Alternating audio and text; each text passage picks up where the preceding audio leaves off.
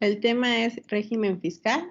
El equipo está compuesto por Barragán Campos Mariana, Carrillo García Luis Ángel, Del Puerto López Yolanda, Galarza Zapata José Jesús y Sánchez Rodríguez Gema Mericel. Para iniciar el tema hay que definir cuáles son las entidades económicas lucrativas. Este tiene el fin de obtener utilidades, es decir, ganancias. Se puede dividir entre personas físicas o personas o sociedades mercantiles, que hasta a la vez se puede dividir de personas o de capitales.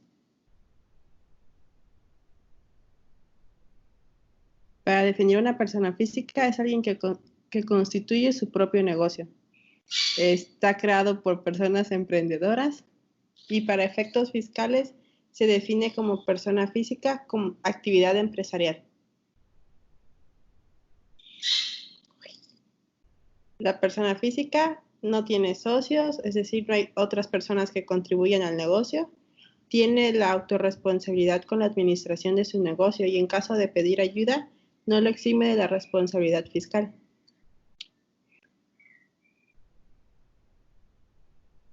Las sociedades mercantiles, propietarios o socios, el fin es obtener utilidades, prestan servicios o venden productos y entre sus características destacan personalidad jurídica distinta a la de los socios, se rigen por las disposiciones legales según el tipo de sociedad mercantil y las relaciones internas se rigen por un contrato social, denominada acta constitutiva. De este tipo de mercantil pueden dividirse entre dos, personas o capitales. El de personas es que cada socio tiene voz y voto dentro del negocio y es independiente a la aportación. Entre capitales solo tienen voz y voto dependiendo de su aportación, es decir, entre más aportaciones o recursos, mayor es su influencia en la toma de decisiones.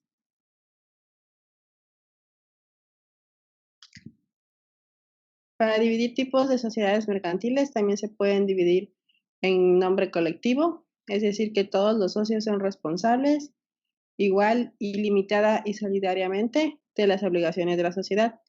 Esto tiene una desventaja que pone en riesgo el patrimonio individual de cada socio. Otro tipo de sociedad es en comandita simple o por acciones. Solo una parte de los socios que aportan recursos están obligados a estar dando el pago continuamente de sus aportaciones, pero no tienen ninguna participación. Otra es la sociedad cooperativa. Son personas físicas con intereses comunes, influenciados por la solidaridad, esfuerzo propio y ayuda mutua, con el fin de satisfacer necesidades en lo individual y lo colectivo. Y eso tiene característica que no son asalariados y todos son socios.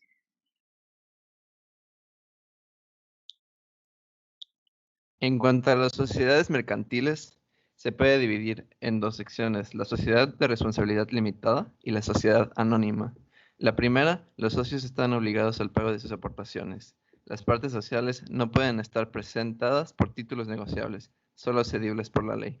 Y en cuanto a la sociedad anónima, existe bajo una sola denominación y se integra por socios que exclusivamente están obligados al pago de sus aportaciones.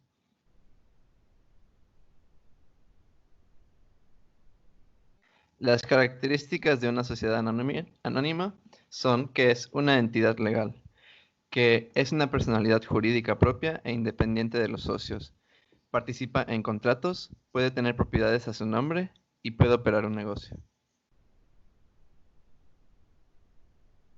Las ventajas de tener una sociedad anónima es que posee autonomía, por lo tanto los accionistas no ponen en riesgo su patrimonio personal.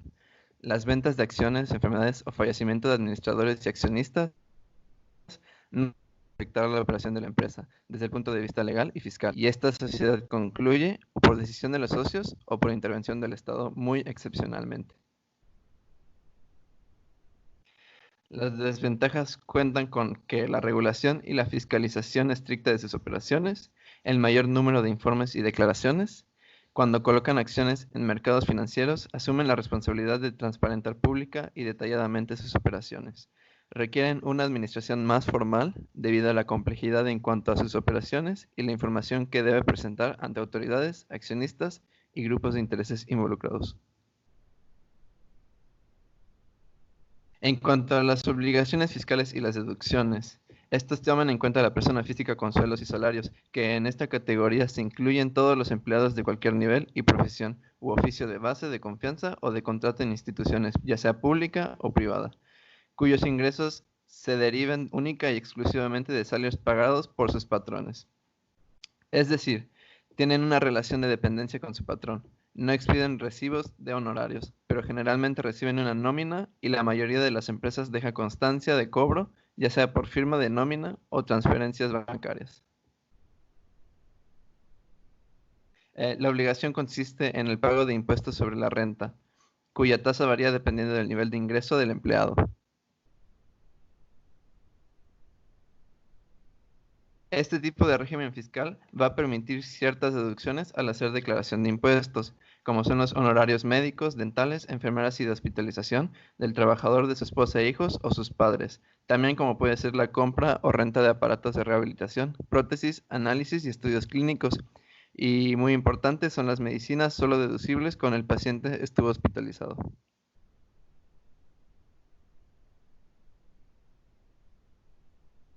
Como persona física con sueldo y salarios deducibles al hacer la declaración de impuestos.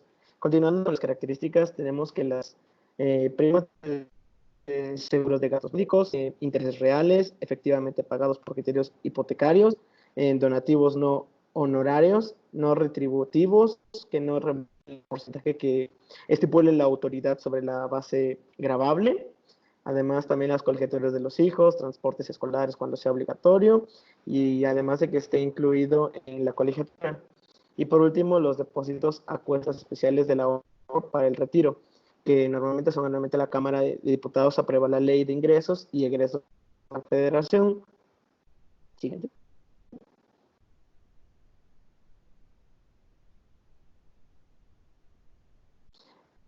Aquí tenemos también como persona física con empresarial y profesional, que esta va a ser manejada por honorarios. Esta categoría se incluyen a las personas que realizan un labor que sea por su cuenta para ofertar ya sea un producto o servicio. Estos no tienen un patrón, no, de hecho, en otros tipos de patrones, como el caso de un médico que contrata a una secretaria y como su nombre lo indica, desarrolla actividades empresariales y profesionales y estos van a cobrar por honorarios, que esto quiere decir que ellos no son salariados, sino que van a estar recibiendo lo que está estipulado por el precio de la actividad que hacen o del servicio que realizan. Además de que esta índice del ICR, también esta categoría está obligada a pagar un impuesto empresarial a la tasa única, que va a ser el IETU, y además que está obligado a una declaración mensual y anual. Esta última va a ser en abril. En cuanto a las deducciones, además de las descritas para el primer grupo, en esta categoría se puede deducir también todos aquellos gastos de inversión estrictamente indispensables para su actividad o negocio en este caso. Aquí tenemos las deducciones, que son sueldos y salarios de sus empleados, que antes dijimos una secretaria como un ejemplo, cuotas patronales al IMSS, renta del local, la luz, electricidad y teléfono, o sea, todo lo que vamos a necesitar para brindar nuestros servicios, y papelería y artículos de oficina para lo mismo. Además, tenemos que dar a notar que las menos mencionadas, la de los sueldos y salarios y las cuentas patronales al IMSS, no son deducibles para el cálculo del IETU. También tenemos aquí las sociedades civiles, las obligaciones fiscales de las sociedades civiles son más estrictas y sus operaciones son más vigiladas. En términos generales, los servicios médicos, dentales y dentales están exentos del IVA. También consideren los impuestos citados anteriormente, lo que son el ISR y IETU, pues darse declaraciones mensuales. Ahora, además, se realizan en marzo. Quienes son parte de una sociedad deben estar vigilantes de los estados financieros, en particular cuando la forma de organización sea de responsabilidad ilimitada, pues esto compromete totalmente a cada socio conforme a lo que realicen y a los insumos que vayan a utilizar. Y tenemos aquí en unas definiciones que vamos a empezar. Son la primera que vamos a ver son de prestaciones de servicios independientes. Esta es la prestación de obligaciones de hacer que realice una persona a favor de otra, cualquiera que sea el acto que le dé origen y el nombre o clasificación que a dicho acto le den. Además, el transporte de personas o bienes, el seguro, el afianzamiento y el reafianzamiento, el mandato, la comisión, la medición. Estos serían como términos que se le podrían dar a una prestación de servicios independientes. Además de que la ley como enajenación o uso o goce temporal. Hay que tener un especial cuidado en cuanto a todos estos términos ya mencionados, porque si se les da algún mal uso, pues se les puede dar una mala interpretación que puede ser de que lo interpreten la ley como de que estamos teniendo un goce temporal de bienes de lo que nosotros estemos manejando por los servicios que estemos brindando. Esta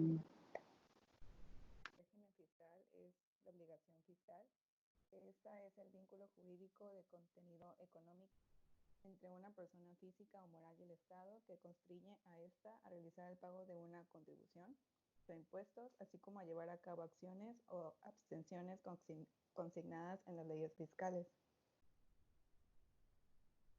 Otro término es la base gravable o base imponible, que es la cantidad neta en relación con la cual se aplican las tasas del impuesto. Y para la obtención de esta base es necesario que exista un monto bruto al que se sustraigan las deducciones y exenciones autorizadas por la ley y así determinar dicha base. De esta forma, se pretende que el gravamen recaiga sobre los valores netos y no sobre los valores brutos y, sin embargo, debe aclararse que en el caso de algunos impuestos, la ley determina que se agrava el monto bruto.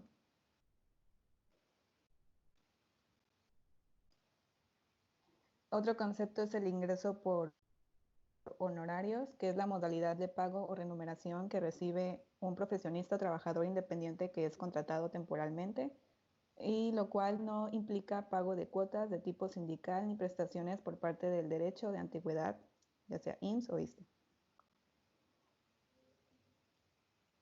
Deducción, que por deducción o deducibles entendemos para efectos de la ley del impuesto sobre la renta, aquellas partidas que permite la ley restar de los ingresos acumulables del contribuyente para así conformar la base gravable sobre el cual el impuesto se paga.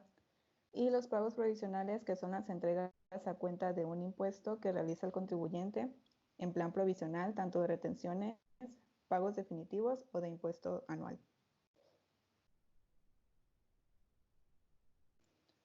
La declaración anual, que es la manifestación que efectúa el contribuyente por mandato de ley de sus obligaciones tributarias durante un ejercicio fiscal, y en los sistemas tributarios contemporáneos los causantes tienen a su cargo la determinación de sus obligaciones fiscales, especialmente en los casos de la imposición al ingreso y de la imposición general al consumo.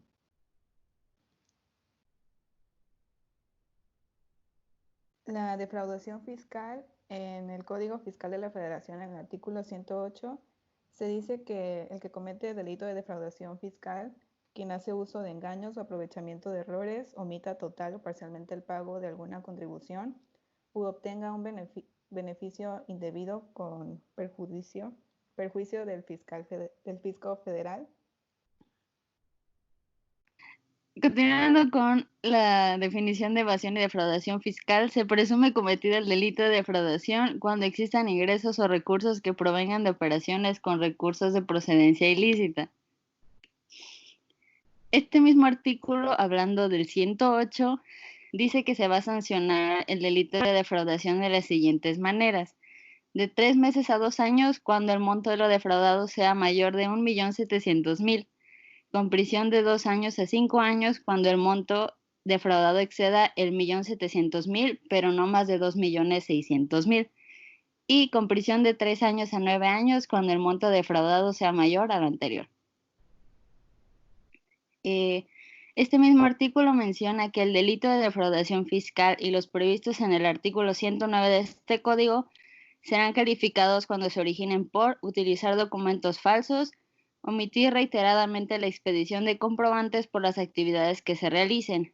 Manifestar datos falsos para obtener de la autoridad fiscal la devolución de contribuciones que no les sean correspondientes. No llevar los sistemas o registros contables conforme a las disposiciones fiscales o asentar datos falsos, así como omitir contribuciones retenidas, recaudadas o trasladadas, así como utilizar datos falsos para acreditar o disminuir las contribuciones o declarar pérdidas fiscales inexistentes.